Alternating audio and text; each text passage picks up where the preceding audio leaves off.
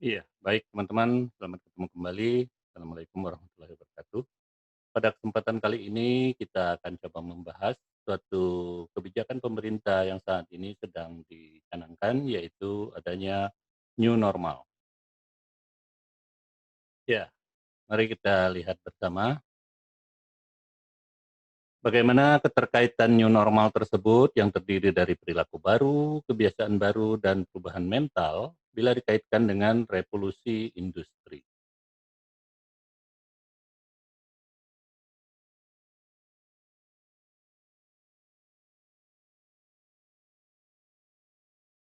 Iya.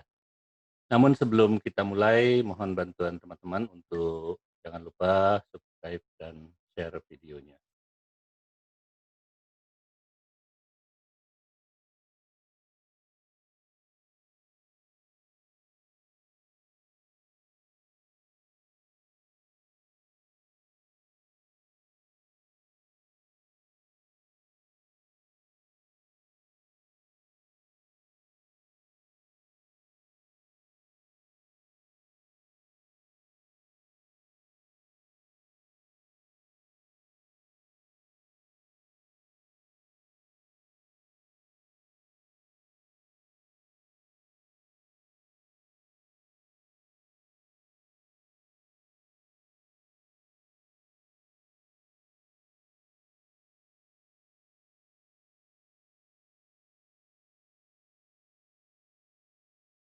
Dan seharusnya memang kita sadar bahwa sekarang kita sudah berada di era new normal.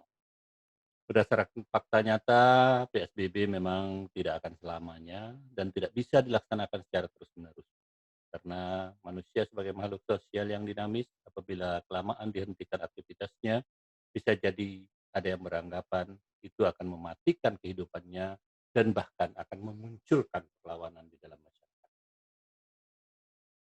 Ya, pemerintah di Indonesia menyadari betul keadaan seperti ini dan sudah mencarikan jalan keluarnya berdasarkan kajian-kajian yang menyeluruh dari para pakar termasuk juga saran dari WHO. Pemerintah telah mewacanakan suatu perubahan perilaku baru yang disebut dengan new normal. Pada perilaku baru tersebut didasari atas kenyataan bahwa memang pandemi COVID-19 belum dapat dipastikan kapan berakhirnya. Sementara COVID itu sendiri sudah berada di bumi Indonesia. Maka mau tidak mau, kita harus mampu hidup di tengah-tengahnya. Yang penting kita selamat, jangan sampai kita menjadi korban dari COVID-19 tersebut. New normal adalah sebagai adaptasi terhadap normalisasi baru, perilaku baru, dan juga sekaligus perubahan mental di dalam masyarakat. Dengan tetap memperhatikan hasil pantauan dan dievaluasi berdasarkan perkembangan kurva penyebaran COVID-19 tersebut. Iya, banyak pertimbangan mengapa new normal dilaksanakan, ya. Itu sudah pernah kita bahas di beberapa video kita sebelumnya. Antaranya adanya pendapat dari WHO tentang virus COVID-19 tersebut belum akan hilang dalam waktu dekat ini. Sementara vaksin penyembuhannya sedang dan tetap diupayakan. Perekonomian kita harus tetap jalan karena terkait dengan sisi kehidupan manusia. Sehingga kita harus tetap produktif namun aman dari COVID-19.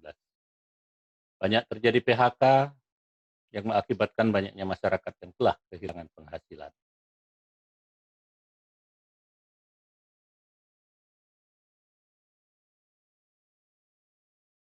Menghadapi situasi demikian, kita tetap harus positif, tetap produktif saat pandemi COVID-19 ini. Perilaku baru yang paling utama bagi kita adalah disiplin. Kita harus disiplin jaga jarak, disiplin pakai masker, disiplin cuci tangan dengan sabun, disiplin dalam antrian, dan lain-lain sesuai dengan protokol kesehatan yang sudah dikemukakan atau disampaikan oleh pemerintah. Terkait juga dengan adanya new normal ini, adanya perubahan mental, ya. Kita harus membiasakan diri dan menggunakan kemajuan-kemajuan teknologi seperti sekarang ini ya, untuk memenuhi kebutuhan hidup kita sehari-hari, yaitu melalui e-commerce atau online. Kemudian juga membiasakan diri tidak berkerumun dan menghindari kerumunan, sesedikit mungkin keluar rumah dan membiasakan diri berkomunikasi dan bersilaturahim secara virtual. Itu pasti bisa, dan selalu berbagi terhadap warga yang kesusahan dan lain-lain.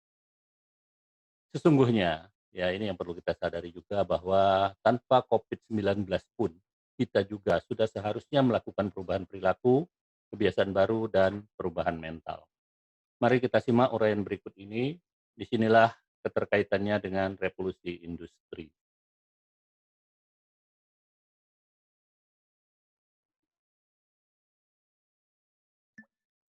Kemudian muncul pertanyaan, mengapa kita harus? Ya,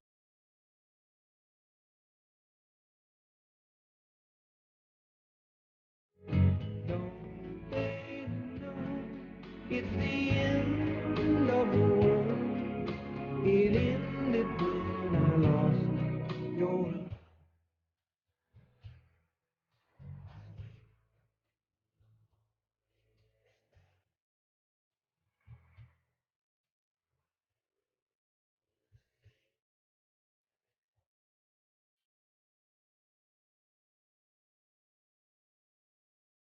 iya, baik. Sekarang kita lihat mengapa kita seharusnya melakukan perubahan perilaku, kebiasaan baru, dan perubahan mental bila dikaitkan dengan revolusi industri. Kita lihat alasan-alasannya. Yang pertama, kita lihat sendiri bahwa adanya perubahan atau pergeseran peradaban sosial manusia atau masyarakat. Misalnya antara lain adanya dominansi atau semakin banyaknya generasi milenial di dalam masyarakat, sedangkan kita tahu sendiri bahwa generasi milenial tersebut adalah mobile minded yang aktivitasnya tidak bisa lepas dari online dan tidak bisa lepas dari adanya gadget-gadget yang mereka gunakan.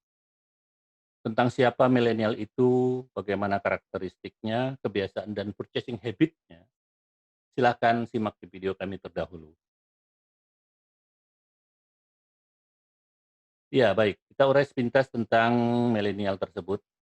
Yang pertama, yang jelas milenial kita itu adalah pengguna perangkat mobile dan media sosial 25 jam dalam seminggu. Mereka tidak bisa lepas dari gadget, mereka tidak bisa lepas dari smartphone-nya. Bahkan berdasarkan hasil penelitian, bangun tidur pun, ya, 98% milenial itu apa yang dia lakukan yaitu membuka gadget ataupun smartphone-nya. Barangkali melihat ada berita atau informasi, atau bahkan mungkin juga ada notifikasi lainnya. Dan kita tahu juga karakteristik dari milenial ini adalah mereka tidak mau ketinggalan atas informasi atau berita dan lain-lain. Kemudian hal lain, kesukaan dari milenial itu mereka sangat senang untuk share dan komen dari berbagai postingan ataupun aktivitas yang ada di online. Ini itu kehidupan milenial. Kemudian milenial itu sendiri juga senang berkolaborasi. Ya. Mereka senang berkumpul sebenarnya ya, baik dalam dunia nyata maupun secara online. Dan mereka biasanya hidup di dalam grup-grup. Ya. Kita sadari sendiri bahwa di dalam grup-grup mereka itu setiap orang itu pasti memiliki sedemikian banyak grup dalam waktu yang bersamaan. Nah, ini ciri dari milenial juga. Dan keingintahuan mereka itu besar, ya, lebih besar dibandingkan generasi sebelumnya. Kita bayangkan aja umpamanya ada suatu kafe di puncak bukit yang untuk datang ke sananya saja udah mengalami suatu pengorbanan yang cukup luar biasa ya. Tetapi alhamdulillah kafe tersebut umpamanya ramai dikunjungi oleh teman-teman kita milenial, ya. Ini menunjukkan bahwa memang mereka keingintahuannya lebih besar ya. Mereka juga berani atau senang menghadapi suatu tantangan-tantangan alam umpamanya, dan mereka menyukai hal-hal yang bersifatnya otentik. Lebih jauh lagi, tadi sudah saya sampaikan, milenial itu penyuka dari konten-konten yang otentik. Ya, mereka tidak membutuhkan janji-janji. Mereka ingin sesuatu yang memang betul-betul langsung dirasakan oleh mereka sebagai suatu pengalaman dan mereka senang berbagi atau share ya. Kita lihat sendiri dari foto-foto yang tersedia ini ya, mereka sangat senang ya apabila juga bisa berbagi dengan teman-temannya atas pengalaman apa yang sudah dia alami. Ya, pengalaman itu suatu energi yang tinggi bagi mereka. Kemudian alasan yang berikutnya mengapa kita harus ya melaksanakan perubahan perilaku, kemudian juga perubahan kebiasaan dan perubahan mental tadi ya.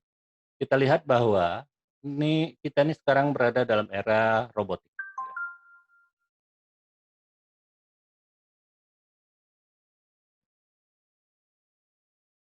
Terjadi pergeseran-pergeseran yang disebabkan oleh kemajuan teknologi, yaitu banyaknya di antara lain banyaknya dimanfaatkan robot-robot yang selalu disiplin dalam kehidupan. Bisa jadi nantinya pada waktunya kita akan hidup berdampingan dengan robot-robot tersebut. Bahkan yang lebih mengenaskan lagi, jika saat ini manusia mengawasi robot-robot, maka nantinya bisa jadi manusialah yang diawasi oleh robot-robot tersebut. Kenapa demikian? Karena kita tahu bahwa robot itu diprogram tidak boleh salah, sedangkan manusia sering melakukan sesuatu kekeliruan. Faktanya, peningkatan jumlah robot di dalam tahun 2012 sampai 2017 saja itu terjadi sekitar 114%. Ya, yaitu jumlah robot yang ada saat ini ya, tahun 2017 itu sekitar 381.000 sekian. Sedangkan dari tahun 2018 sampai dengan 2021 ini nanti ya, jumlah robot pekerja itu akan meningkat 100%-nya lagi, ya sehingga jumlah robot nanti yang akan ada itu sekitar 630 ribuan robot di dunia. Inilah robot-robot inilah yang nanti akan menggantikan pekerjaan-pekerjaan manusia.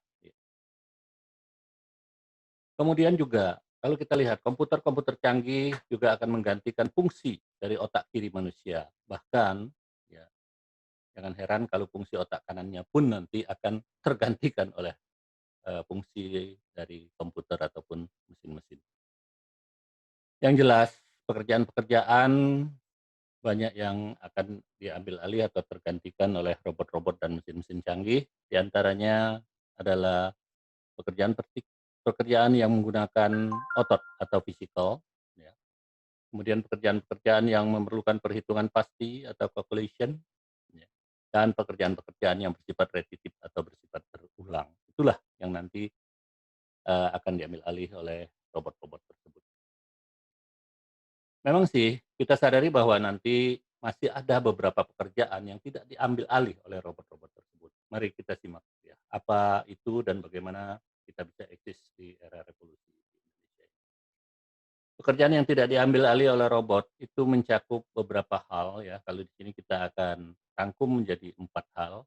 Yang pertama critical thinking ya, hal-hal yang bersifat critical thinking, kemudian collaboration ya, communication dan creativity. Critical thinking, berpikir kritis dan analitis serta problem solving, yaitu kemampuan-kemampuan demikian inilah yang nanti akan tidak bisa diambil oleh robot-robot tersebut. Ini membutuhkan suatu inisiatif tinggi yang hanya bisa dihasilkan oleh otak manusia, misalnya programmer, analis, ataupun politikus. Collaboration, yaitu kemampuan untuk beradaptasi dan bekerja sama untuk saling sinergi bersama atas suatu kepentingan, ya, termasuk juga bagaimana memanage people. Misalnya pekerjaan-pekerjaan yang dilakukan oleh seorang manajer, HRD, dan leader atau pemimpin. Communication. Nah, hal-hal yang berkaitan dengan skill berkomunikasi bisnis ya, yang mampu mengedepankan rasa emosional dan empati itu juga tidak akan digantikan oleh robot-robot tersebut. Ini merupakan sesuatu yang tidak mudah digantikan oleh program ataupun robot dalam waktu dekat ini. Seperti halnya pekerjaan teman-teman kita di sales marketing, public relation, dan juga pengacara. Creativity. yaitu daya cipta kreasi manusia dan imajinasi. Inilah yang bisa membuat manusia itu menjadi unik dan berbeda dengan robot-robot tersebut. Misalnya pekerjaan entrepreneur, content creator, ataupun musisi. Dan ini yang tidak akan bisa tergantikan oleh robot-robot tersebut. Setidaknya 4 hal ini masih bisa bertahan di era komputerisasi digital atau otomasi guna menyongsong revolusi selanjutnya. Ya, kita lihat di sini bagaimana manusia nanti akan hidup berdampingan dengan robot-robot ya. Bahkan bisa jadi keseharian kita memang bersama robot-robot. Lebih mengenaskan lagi, bisa jadi nanti ada yang beristrikan robot dan atau bersuamikan robot. Pada waktunya bisa jadi lagi manusia nantinya akan diawasi oleh robot-robot, seperti yang kami sampaikan tadi. Kalau selama ini kita yang mengawasi pekerjaan-pekerjaan yang dilakukan oleh robot atau mesin-mesin itu, maka bisa jadi pada waktunya nanti robot-robotlah yang akan mengawasi kita. Karena robot diciptakan biasanya diprogram tidak boleh salah dan manusia katanya tempat kesalahan. Kemudian alasan yang keempat yaitu kalau kita lihat di sini ya, revolusi industri 4.0 ya, itu adalah era robotik ya. Namun dikatakan di sini bahwa it's just beginning bagi peradaban berikutnya. Yaitu akan terjadi revolusi-revolusi berikutnya ya. Dan juga persiapan kita untuk menyongsong diterapkannya artificial intelligence atau AI dengan mesin-mesin yang super canggih. Baik itu dalam revolusi industri 4.0 ini maupun revolusi 5.0 nantinya. Yang paling mengerikan yaitu penggunaan artificial intelligence ini dan juga akan terjadinya perubahan peradaban manusia dengan adanya revolusi industri 5.0. Mari kita simak bagaimana dahsyatnya dan mengerikannya penggunaan super AI itu nanti. Yang bisa jadi akan segera kita hadapi. Dalam revolusi industri 4.0, kali ini yang akan kita bahas tidak membahas tentang AI yang bertindak sebagai pemberontak atau pengrusak di muka bumi seperti yang ada di dalam film Skynet ataupun dalam Terminator. Namun membayangkan fakta bahwa pada saat ini artificial intelligence ini nantinya semakin sempurna, maka intelijensi manusia akan sangat jauh ketinggalan dibandingkan dengan ciptaan mereka sendiri. Momen ini akan menjadi terciptanya peradaban baru dalam kehidupan manusia di muka bumi ini dengan percepatan yang sangat dahsyat. Yang saya khawatirkan adalah manusia tidak mampu menghandle kecepatan tersebut. Skenario bagaimana AI berperan dalam teknologi akan sangatlah berbeda dengan perkembangan era revolusi yang pertama hingga sebelumnya, hingga saat ini, sebelum ini, yang masih berada dalam jangkauan manusia. Saat ini kita akan coba mengulas beberapa analogi betapa mengerikannya super AI ini nantinya dan kemungkinan besar akan segera terwujud. Apa itu AI? Andreas Kaplan dan McHellen mendefinisikan bahwa kecerdasan buatan adalah sebagai kemampuan sistem untuk menafsirkan data dari eksternal dengan benar, untuk belajar dari data tersebut dan menggunakannya guna mencapai tujuan dan tugas tertentu melalui adaptasi yang fleksibel. Ketika AI itu nanti sudah mencapai taraf tertentu, manusia hanya perlu memasukkan data lengkap mengenai ilmu pengetahuan yang ada di dalam kehidupan ini ke dalam sebuah AI, khususnya masa di mana manusia bisa mengkoding semua hal dari tubuh manusia itu sendiri seperti DNA, genetik, maupun sistem saraf. Begitu juga dengan semua ilmu pengetahuan yang telah ditemukan seperti rumus matematika, fisika, kimia, maupun biologi. Maka bukan tidak mungkin berkat adanya AI yang super canggih ini, obat kanker, HIV, bahkan virus-virus lainnya dapat ditemukan dalam hitungan menit ataupun detik. Otak manusia hanya mampu berkonsentrasi pada beberapa task saja.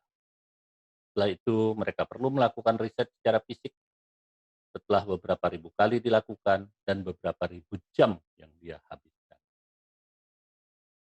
Breakthrough. Namun kecepatan dari sebuah komputer super AI akan memproses data dengan sedemikian cepat dan mampu memproses dan mensimulasikan jutaan kemungkinan tas dalam waktu yang bersamaan, dalam detik dan menit yang sama.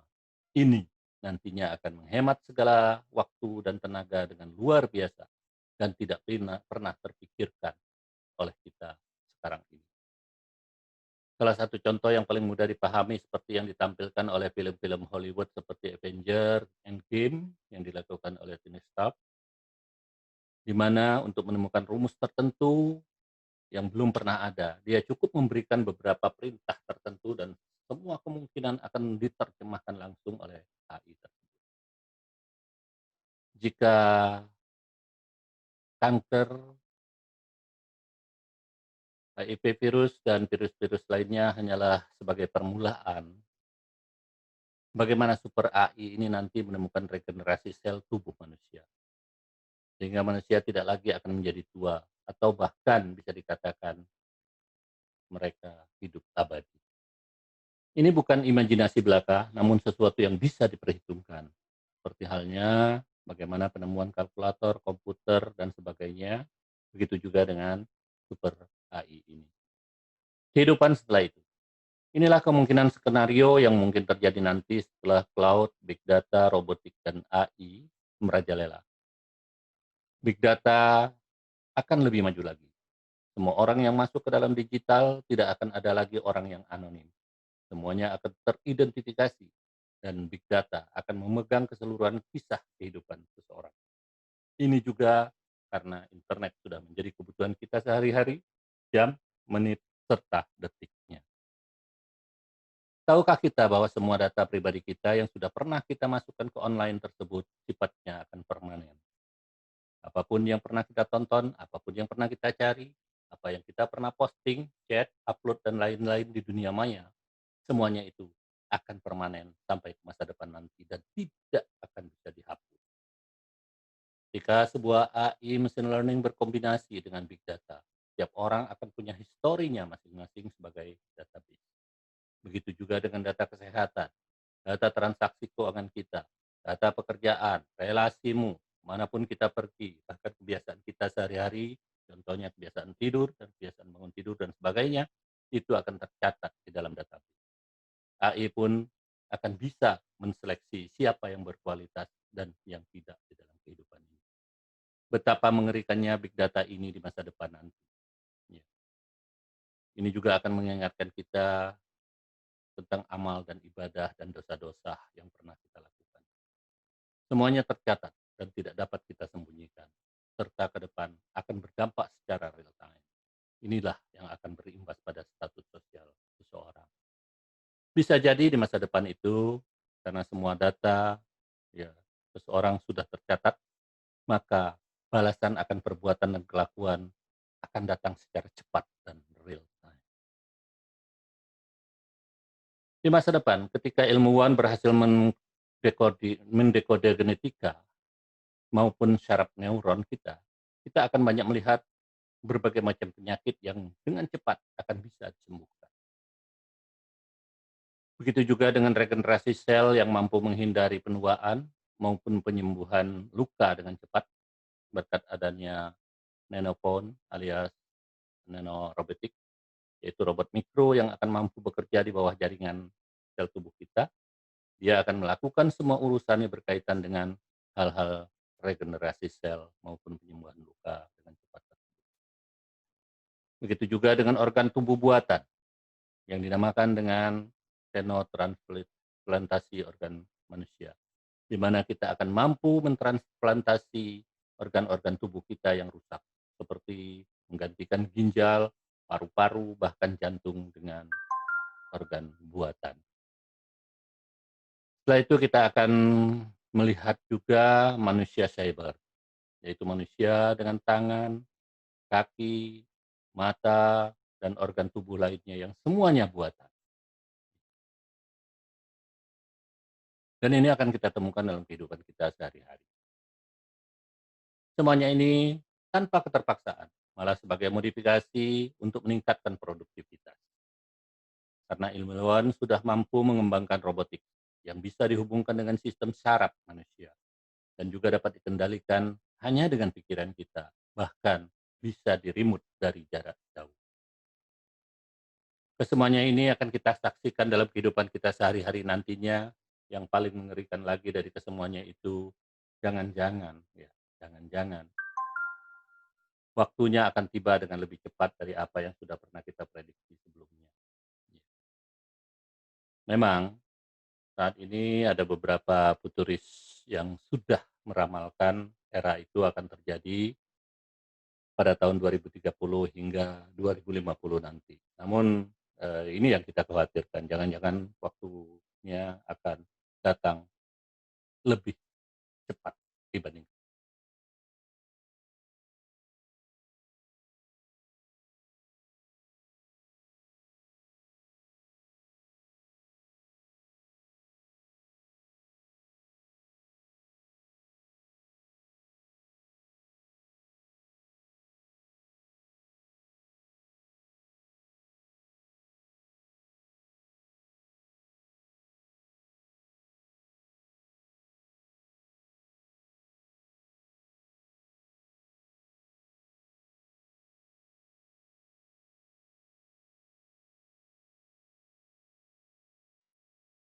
Inilah awal dari revolusi industri 5.0.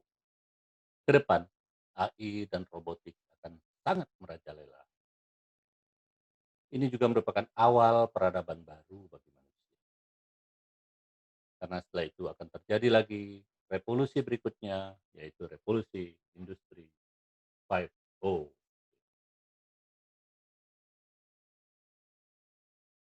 Tadi sudah kita bahas bahwa memang yang paling mengerikan adalah terjadinya revolusi industri 5.0 dan adanya perubahan peradaban manusia dengan adanya artificial intelligence yang super. Revolusi industri ini akan lebih dahsyat dan mengerikan lagi. Manusia hidup bersama-sama dengan robot-robot dan mesin-mesin AI. Bisa jadi. Transisi ini akan menimbulkan suatu konflik kehidupan di muka bumi, di mana manusia akan pertanyakan peran manusia di muka bumi yang akan semakin terbatas. Nah, ini akan kita bahas lebih lanjut tentang revolusi industri 5.0 ini pada video-video kita berikutnya. Jadi, melihat adanya revolusi industri yang tadi pernah kita bahas, memang mulai saat ini sudah seharusnya kita melakukan perubahan perilaku, perubahan kebiasaan baru kita, dan perubahan mental kita yang dikaitkan dengan adanya new normal. Itu akan berhasil pelaksanaannya jika kedisiplinan ada di dalam diri setiap masyarakat. Pemerintah tidak mungkin menjaga kita 24 jam penuh dalam 350 hari berturut-turut atau selebihnya. Karena itu, agar terhindar dari COVID-19, marilah dari sekarang kita mulai bersiap diri untuk menjalankan protokol kesehatan dengan sebaik-baiknya. Kalau bukan kita, siapa lagi yang menyelamatkan diri kita? Ingin survive? Oke, new normal kuncinya. Ya, pada kesempatan yang baik ini di bulan Syawal dan juga masih dalam suasana Hari Raya Idul Fitri ini, kami mengucapkan minal aidin wal faizin, mohon maaf lahir dan batin, sembari mengingatkan bahwa sesungguhnya Allah Subhanahu wa taala tidak akan mengubah kehidupan suatu kaum sebelum mereka mau mengubah diri mereka sendiri. Terima kasih, bagaimana menurut pendapat Anda? Namun sebelum kita akhiri video ini, jangan lupa bantu subscribe, share, dan like videonya. Terima kasih. Sampai ketemu lagi pada video kita berikutnya. Wassalamualaikum warahmatullahi wabarakatuh.